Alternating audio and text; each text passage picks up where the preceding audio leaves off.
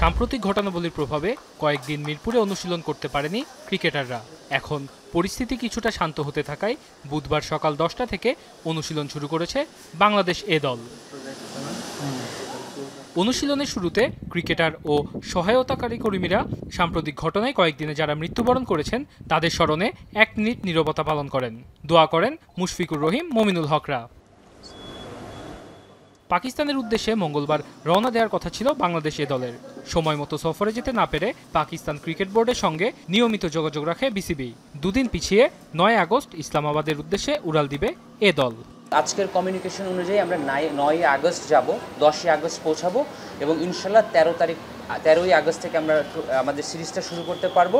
Entire সিরিজটা same থাকছে, খালি 3 দিন বডিলি শিফট করার জন্য আমরা রিকোয়েস্ট করেছি এবং পাকিস্তান থেকেও এখন পর্যন্ত আমরা পজিটিভ রেসপন্স পেয়েছি। ক্রিকেটারদের অনুশীলনের সময় মিরপুরে তেমন নিরাপত্তাকর্মী দেখা না গেলেও টহল দেয় আইনশৃঙ্খলা বাহিনী, যদিও এটি নিয়মিত টহলের অংশ বলেই জানালেন বিসিবি কর্তা। এটা সিকিউরিটি কোনো থ্রেটের জন্য না, তারা যেভাবে সারা দেশে পেট্রোলিংয়ের মাধ্যমে আমাদের আইনশৃঙ্খলা পরিস্থিতি বা সার্বিক পরিস্থিতি নিয়ন্ত্রণ করার চেষ্টা করছে, সেটারই একটা অংশ। যাত্রা পিছিয়ে যাওয়ায় পুরো সূচি 3 দিন করে পেছাবে। 13 আগস্ট শুরু হবে বাংলাদেশ ও পাকিস্তান এ দলের প্রথম 4 দিনের ম্যাচ। ওয়াসিউল হক পান্থ, এখন, ঢাকা।